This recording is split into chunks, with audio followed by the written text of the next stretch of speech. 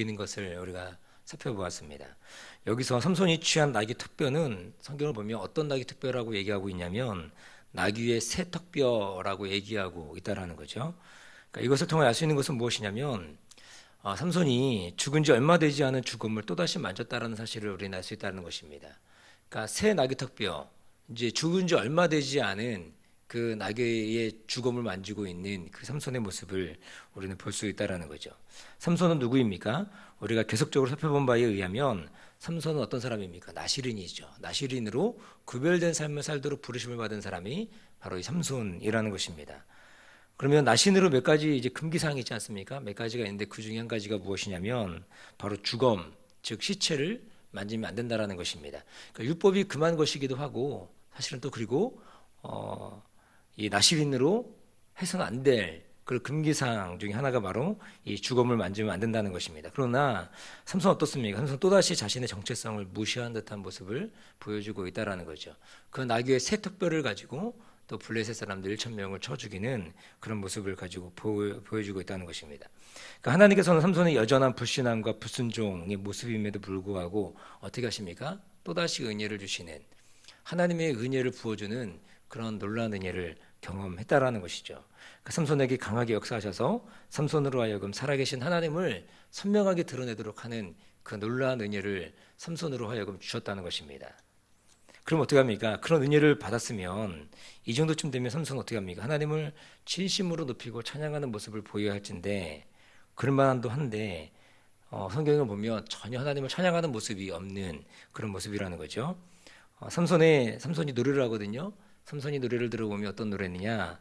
하나님을 향한 노래가 아니라 자신의 승리를 노래하는 승전가를 부르는 그 모습이라는 것입니다. 그래서 뭐라고 하느냐? 내가 1,000명을 죽였도다. 그렇게 얘기하는 거죠. 그러니까 내가 1,000명을 죽였도다 이렇게 얘기하는 겁니다. 그러니까 내가라고 얘기하는 거죠. 그러니까 사실은 하나님이 감동하셔서 하나님의 신을 부어주셔서 나귀 턱뼈를 가지고 1,000명을 죽이는 거 아닙니까? 그러면 어떻게 고백해야 되는 거예요? 하나님을 찬양하고 하나님을 노래하고 하나님을 높이는 그런 삶에 대해 마땅한데 하나님이 자기에게 주신 그 은혜를 다 망각하고 있는 그 삼손의 모습을 보게 된다는 것입니다. 그리고 또 어떻게 됩니까? 이어지는 말씀에 보면 삼손의 목마름, 그렇게 힘들게 1,000명을 죽이고 난 이후에 아주 극심한 체력 저하를 보이는 거 아닙니까? 그때 목말라서 어떻게 될 것 같은 그런 상황 가운데 하나님께 기도하는 거 아닙니까? 그럴 때 그의 기도를 들어주셔서 하나님이 물을 주시는 거 아닙니까? 그래서 하나님 주신 물을 마시면서도 삼손은 하나님을 찬양하거나 하나님을 전혀 높이지 않는 그런 모습을 보여준다라는 거죠. 삼손은 하나님의 은혜를 입은 자였으나 은혜를 제대로 누리지 못하는 자인 것을 보게 된다는 것입니다. 하나님의 은혜를 진정으로 누린 자들은 무엇을 해야 됩니까? 그것은 바로 마땅히 하나님을 찬양하며 하나님을 높이는 인생이 되어야 될 줄로 믿습니다. 그런데 삼손은 어떠해요? 은혜를 받았으나 은혜를 누리지 못하고 있다는 것입니다. 우리가 은혜를 많이 누리죠. 이 땅을 살아가면서. 그러나 그 은혜를 누리는 것은 무엇입니까?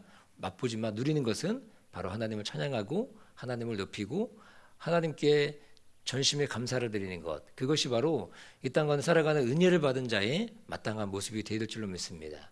그래서 삼손은 그런 모습이 없다라는 거예요. 하나님이 계속적으로 그에게 강한 은혜를 주시는 거 아닙니까?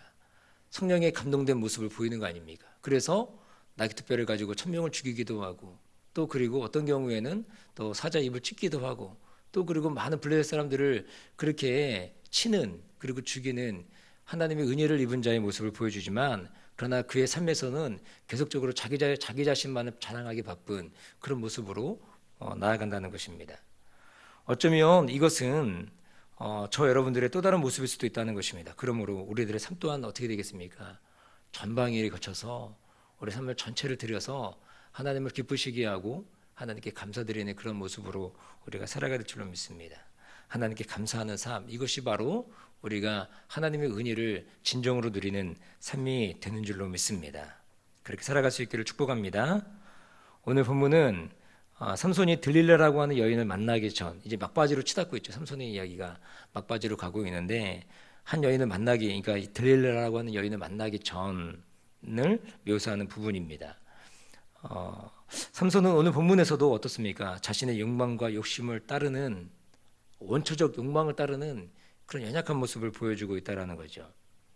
어떤 모습입니까? 바로 이 가사라는 지역에 내려가서 뭐에 빠져 있는 거예요? 기생에게 빠져 있는, 이 짧은 구절이지만 기생에게 빠져 있는 이 삼손의 모습을 보여준다라는 거죠. 이곳 가사라는 지역은 어떤 지역이냐면 블레셋 지경에서도 가장 남쪽에 있는, 가장 밑에 있는 곳이 바로 이 가사라는 지역입니다.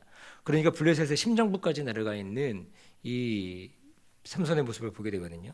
이곳 가사에서부터 오늘 본문에 나오는 헤브론까지, 오늘 성 문짝을 짊어지고 뭐 기둥과 또 거기 있는 빗장까지 다 짊어지고 어디까지 올라가느냐, 헤브론까지 올라가는데, 이 가사에서 헤브론까지 거리가 성경학자들은 얘기하기를 70km 정도 또는 더 길게는 80km 정도를 얘기하는 거거든요. 그 어마어마한 거리죠. 그 거리를 그 성문을 들고, 그 성문뿐만 아니죠, 거기에 있는 기둥하고 거기에 있는 이제 빗장까지 이제 짊어지고 이제 헤브론까지 갔다라는 겁니다. 참 멀리까지 갔죠. 이곳까지 삼손이 내려간 이유가 무엇입니까? 이 가사까지 내려간 이유가 무엇입니까? 정확한 이유는 본문이 말해주고 있지 않습니다. 그러나 말씀을 통해서 우리가 충분히 유추할 수 있다는 거죠. 그것은 삼손이 가사에서 행한 일이 무엇인가를 보면 알 수 있는데, 삼손이 가사까지 가서 행한 일이 무엇입니까? 바로 이 기생에게 들어갔다라는 것입니다. 여기서 말하는 기생이라는 것은 창녀를 의미하고 있는 거죠. 그러니까 한마디로 삼손은 자신의 마음에 두었던 창녀를 만나기 위해서 적진 한복판까지 들어가는 어리석은 모습을 보여주고 있다는 거죠. 그러니까 어떤 연유로 들어갔던 적진 한복판에 삼손이 해야 될 일은 사실 아니라는 것입니다. 거기까지 어떤 이유로 갔는지 뭐 중요한 일이 있었을 수도 있겠죠. 그런데 거기서 뭘 본 거예요? 기생을 보고, 또 기생에게 내려가서 거기서 밤새 있는 그 모습을 보여주고 있다는 것입니다. 우리가 지금까지 살펴본 이 삼손의 기질이 어떻습니까? 삼손은 눈에 보이는 성적 충동에 굉장히 약한 그런 모습을 보인다라는 거예요. 성적 충동이 너무나 허약한 의지, 이것을 보여주는 것이 바로 이 삼손이라는 것입니다. 삼손은요, 우리가 잘 알고 있듯이 삼손은 이 겉으로 드러난 이 하드웨어, 이 풍기는 풍모, 이 모습은 정말 매력 있고 멋진 남자의 모습을 보여주고 있습니다. 아마도 삼손의 모습이 어땠을까요? 이런 힘을 가진 사람은 어떠세요? 뭐 여기 뭐 이두박근, 삼두박근, 요즘 영화 보면은 뭐 마동석이라는 사람이 굉장히 뜨고 있는데, 마동석과 같은 그런 외적인 풍모를 풍기는 막 마초의 기질을 보이는 그런 모습 아니겠습니까? 남성미를 물씬 풍기고 뭐 섹스 어필하는 그런 외모였을 것입니다. 그러나 여러분, 이 외적으로 보이는 것 말고 이 그의 내면, 그의 영성, 그거 어떻습니까? 지극히 빈약한 모습을 보여주고 있다는 것입니다. 그의 겉으로 드러난 풍모, 외모와는 전혀 다른 그의 내면은, 그 영성은 어떻습니까? 완전 빈약한 그런 모습을 보여주고 있다는 거죠. 이러한 삼손의 연약함이 나중에 어떻습니까? 자신을 죽음에 내모는 이 빌미를 제공해 주고 있다는 것입니다. 자신의 연약함을 제거하지 않고 그들을 방치했을 때 얼마나 큰 비극이 찾아오는가를 우리는 삼손을 통해서 절실하게 깨닫게 된다는 것입니다. 삼손은 외적으로 보이는 모습은 화려하고 두드러지고 빼어난 그런 모습이지만, 사실은 보이지 않는 그의 영성과 내면은 어떻습니까? 자신을 계속적으로 죄에 넘겨주고 죄에 내어주는 그런 연약한 모습을 보여주고 있다는 거죠. 사랑하는 교회 여러분, 우리들의 삶도 마찬가지 아니겠습니까? 제가 지난 수요일을 통해서 살펴본 것처럼 사단은 우리를 죄에 넘어뜨리기 위해서 어떻게 합니까? 계속하여 우리의 약점을 지속적으로 공격하는 그런 모습을 보여준다는 것입니다.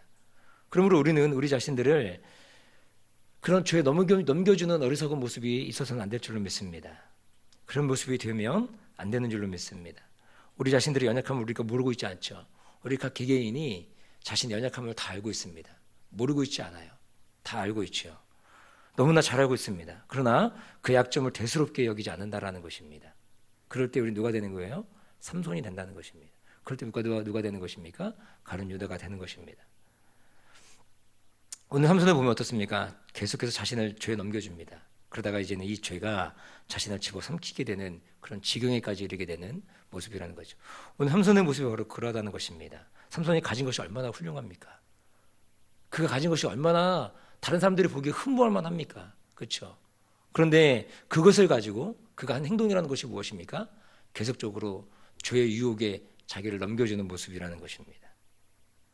삼손이 자신의 받은 것으로 이 하나님의 이 은총을 훌륭하게 수행하는 사람이었으면 얼마나 좋았을까 하는 그런 아쉬움이 남습니다. 우리는 삼손의 모습을 거울 삼을 줄로 믿습니다. 우리 자신이 계속하여 넘어지는 부분들을 우리는 경계해야 될 줄로 믿습니다.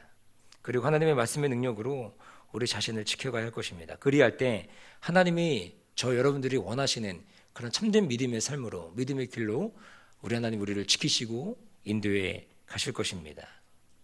하나님의 은혜와 은사를 망각하여 넘어지는 인생이 아니라 하나님이 주신 은사와 은혜를 가지고 최상의 삶을 살아낼 수 있는 그런 은혜가 저 여러분 가운데 있기를 주님의 이름으로 간절히 축원드립니다. 이렇게 삼손이 적진 깊숙이 들어온 것을 알게 된 블레셋 사람들 어떻게 합니까? 밤새 이제 성문에 이제 매복하는 그런 모습을 보여주는 거죠. 그리고 새벽에 되기를 기다립니다. 새벽에 삼손을 죽일 그런 계획을 짜고 있다라는 거죠. 이것을 알게 된 삼손이 어떻게 합니까? 참으로 아주 희한한 모습을 이제 보이게 되는 거죠. 삼손은 성문과 기둥과 빗장과 함께 들고 유유히 빠져나가게 되는 거예요. 제가 이 부분이 너무나 이해가 안 돼서 제가 지금 주석을 좀 살펴보았더니 당시 자료에 의하면 이 블레셋에 빠져나가는 이 가사를 빠져나갈 때 이 초소가 최소 6개는 있었다고 합니다.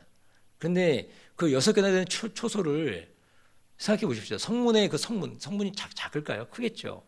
그 성문을 짊어지고 거기에 있는 기둥 그리고 빗장까지 다 짊어지고 거기 빠져나가고 있다라는 거죠. 그런데 전혀 거리낌 없이 거기를 다 빠져나가는, 뭐 본문이 얘기하지 않으니까 우리 정확하게 모르겠지만 뭐 그냥 아무런 문제 없이 빠져나왔을 것 같은 그런 느낌이 드는 거 아니겠습니까? 한마디로 무엇입니까? 이것은 하나님의 은혜를 입었다고밖에 말할 수 없다라는 것입니다.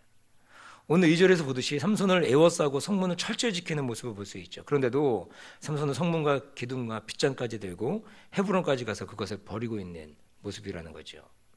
아까도 말씀드렸듯이 가서 헤브론까지 거리가 길게는 80km 정도 되는데, 여러분, 그리고 또 이 가사는 평지거든요. 그리고 평지고 거기는 이제 뭐 농사를 지을 수 있는 곳이고, 헤브론 어디냐면 갈수록 산악 지역입니다. 헤브론은 그게 험난한 곳이거든요. 근데 거기를 들고 올라간다는 것이 쉽지 않다라는 거예요.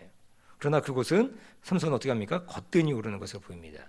한마디로 하나님의 신에 감동된 모습을 보여주고 있다는 거죠. 또한 이렇게 하나님께서 이 삼손으로 하여금 위기를 만났을 때 은혜를 주심으로 그 은혜를 이겨나가는 모습을 보여준다는 것입니다. 이런 초인적인 모습을 통해서 이스라엘이 야훼 하나님, 이것을 삼손의 모습을 통해서 보여주고 있다는 거죠. 이것 통하여 보는 것이 무엇입니까? 다시금 하나님의 은혜가 삼손에게 임하였다는 것을 보여준다라는 거예요. 그러나 여러분, 우리가 또 결과적으로 어떻습니까? 나중에 삼손을 보면은 들릴라라고 하는 여인을 통해서 자신의 마음을 내어주고, 그리고 하나님의 비밀을 다 알려주기 위해서 결국에는 두 눈이 뽑히고 비참하초를 맞이하는 그 삼손의 모습을 본다라는 것입니다. 말씀의 결론입니다. 오늘 보여준 삼손의 약한 모습이 어떻습니까, 여러분들은? 이제 어색하지 않죠. 그러니까 삼손이 계속적으로 죄에 넘어지는 모습이 이제 어색하지 않은 그런 모습이라는 것입니다. 너무나 당연한 모습처럼 느껴진다는 것입니다. 하나님의 사람인데 죄의 자신을 넘겨주는 모습이 이제는 너무 당연스럽게 여겨지는 안타까운 모습이라는 것입니다. 하나님의 말씀과 전혀 상관없는 살아가는 그런 사람의 모습이라는 거죠. 우리들의 모습이 시상 이러할까 두렵다는 것입니다. 교회는 다니고 주일에 나와 예배는 드리지만 하나님과 전혀 상관없는 하나님의 말씀의 가르침과는 상반된 우리들의 삶의 모습일까 하는 두려움이 있다는 것입니다. 삼손은 어떻습니까? 외적인 모습은 너무나 화려합니다. 많은 그리스도인들이 어쩌면 이 삼손의 화려한 모습을 추구하고 따라가는지도 모르겠습니다. 현혹되는지도 모르겠습니다. 그러나 여러분 어떻습니까? 삼손의 내면과 삼손의 영성은 정말로 빈약하기 짝이 없는 그런 모습이라는 거죠. 우리 가운데 취해야 될 그런 모습이 무엇입니까? 우리가 가져야 될 것이 무엇입니까? 우리의 화려한, 겉으로 드러난 화려한 그런 모습은 없다 할지라도 우리의 내면이, 우리의 영성이 하나님의 말씀으로 인하여 풍성한 은혜를 누릴 수 있는 그런 모습이 되기를 주님의 이름으로 축복합니다. 우리 요한계시록에 보면 하나님께서, 예수님께서 책망하는 교회가 있지 않습니까? 뭐 다 책망하지만 특별히 마지막에 보면 이 라우디아 교회가 있다라는 거예요. 라우디아 교회 어떻습니까? 네가 말하기를 나는 부자라 부유하여 부족한 것이 없다 하나 그러나 무엇입니까? 내 곤고한 것, 가련한 것, 가난한 것, 눈먼 것, 벌거벗은 것 이것 알지 못한다. 그러면서 이 라우디아 교회를 책망하고 있는 예수님의 모습이라는 거죠. 우리를 향하여 책망하는 모습이 혹시 이런 모습은 아닐까 하는 것입니다. 우리는 부족한 것이 없다 하고 나는 부유하다라고 얘기하지만 실상은 무엇입니까? 가난한, 벌거벗은, 눈먼 모습, 그런 모습으로 가련한 모습으로 살아가는 모습이 아닐까라는 거예요. 삼손의 모습이 사실 이런 모습이었다라는 거예요. 겉으로 드러나는 것은 화려하지만 그러나 그의 내면과 그의 영성은 빈약하게 짝이 없는 벌거벗은 모습, 가련한 모습이라는 것입니다. 우리들이 거려할 길은 무엇입니까? 삼손과 같이 외적 화려함 이런 거 없어도 우리가 풍성한 내면의 단단함이 있기를 원합니다. 하나님 주시는 은혜로 살아갈 수 있는 저 여러분 되시기를 주님의 이름으로 축복합니다. 그래서 목마른 많은 사람들을 살리는, 많은 영혼들을 주께로 인도해내는 그러한 모습으로 살아가는 저 여러분 되시기를 주님의 이름으로 축원드립니다. 기도하겠습니다. 참 좋으신 아버지 하나님,